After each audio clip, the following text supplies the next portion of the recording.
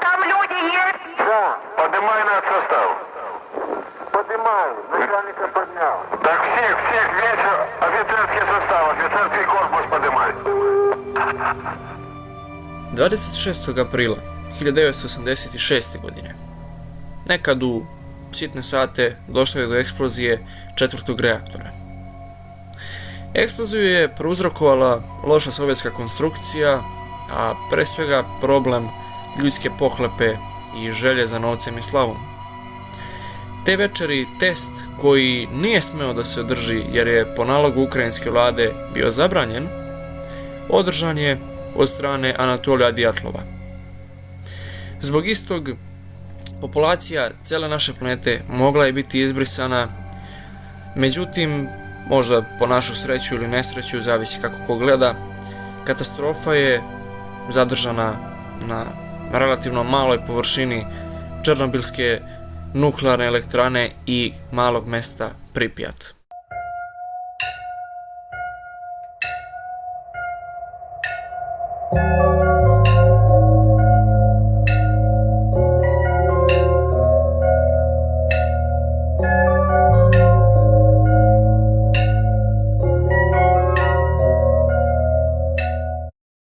Kao što svi do sada znamo, Pripjat, odnosno ceo deo severne Ukrajine, gde se nalazila sama nuklearna elektrana, teško da je naseljen.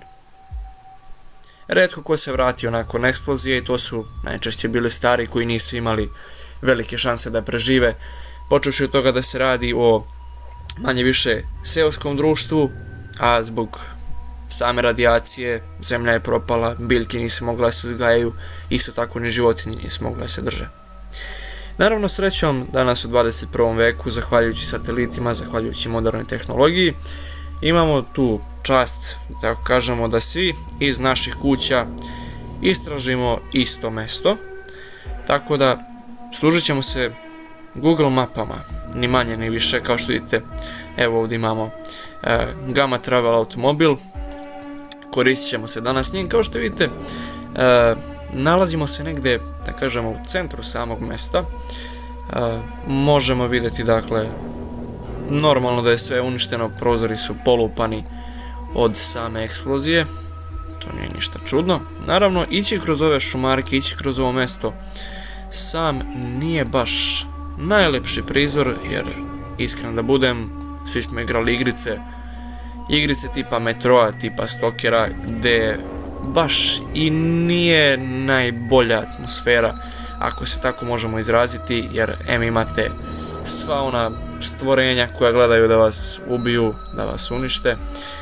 Međutim, mi se bavimo jednom mnogo interesantnijom temom, ako je tako mogu nazvati, jer pre neko večer dok sam listao Černobilu, zašto ne bih znao ni sam, uglavnom eto desilo se i možda je čak dobro što se desilo. Dakle, sad mi možemo ovako ići i gledati i tražiti, ali mislim da iskreno nećemo naći ništa, jer ovo su sve male ulice, realno nema tu ništa puno da se vidi. Ono što nas interesuje jeste ovaj Ferrisville, odnosno ovaj točak, ne znam nekako da ga nazovem. On ima više lokacije sa kojega možete gledati. Znači, postoje, gde smo skočili, ne znam nija. Znači, postoje ove dve glavne rute sa tih ekskurzija i postoje ove tačkice male, odnosno ljudi koji su išli okolo i slikali. Sad, naravno, ako mi uzmemo ovo, možemo vidjeti ovde jedan od turista, jel te, ili ljudi koji organizuju ovu rutu po Černobilu. Naravno, sad mi ako idemo ovde je naravno vojno lice ukrajinske vojske, jer to se podrazumeva, oni uvijek moraju biti na terenu, to je nešto najjasnije.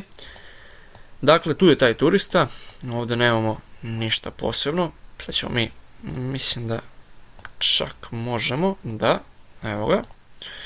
Znači, mi se možemo da idemo da obilazimo, evo ovde čak i jasnije, ja sam malo otišao predaleko, znači to je to. Vojnik i tu je taj turista. Međutim, ako izađemo, uzmemo ovu figuricu i bacimo je, I ja otišao u editovanje. Ako je bacimo, ja mislim da je to ovdje. Mislim da čak dobro mislim. Samo, opa! Hello there. Ovo me prepalo, nisam očekivao, ok. Znači, ako je bacimo možda ovdje, ne, otišli smo na vrh, ne, fuck, ovdje. Znači, mislim da sam ubo i nadam se da sam ubo.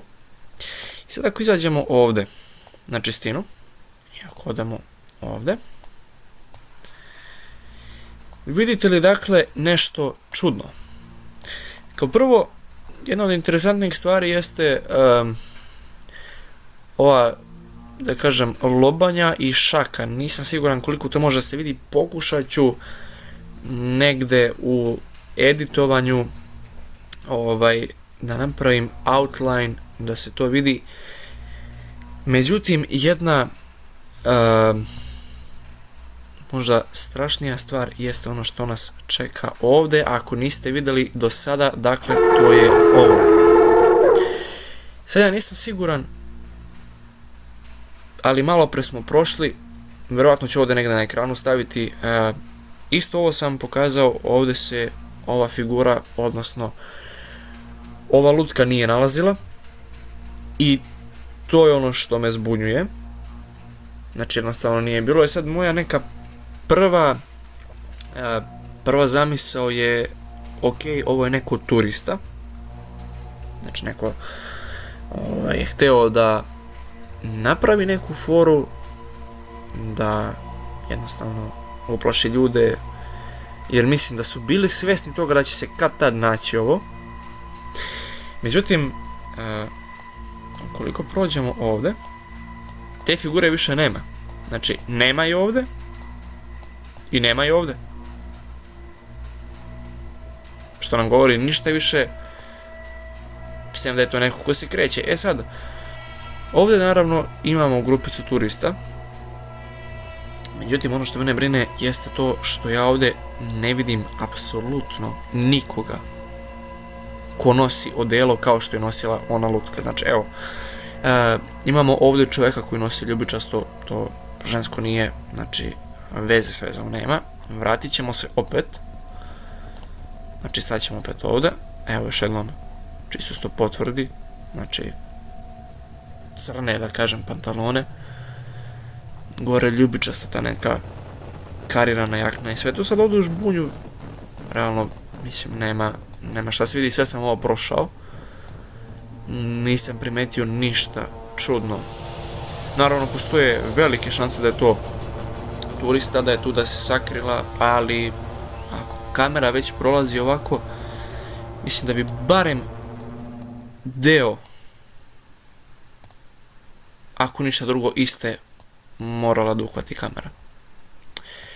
Tako da, tema je ni manje ni više nego interesantna i onako, ja koji sam ovo našao nekad u, ne znam ja, 3 ujutru, jeste me prepalo na trenutak. Tako da, mislio sam da podelim ovdje sa vama i da u komentarima jednostavno donesemo neki kolektivan zaključak, jer ja stvarno ne bih znao. Znači, eto, držim se te neke logike da je ovo turista, da je moguće, međutim, opet kad se vratimo ovdje, mislim, vidite tu grupicu ljudi, ali jednostavno ove naše figure nema. Tako da, ukoliko ste našli ovo iole zanimljivim, ostavite like, subscribe, share. Ja ću se potruditi da sakupim što više materijala, da nekad napravimo drugi deo ove epizode, da donesemo, dakle, konačan zaključak i da vidimo šta je zapravo ovo i o čemu se radi.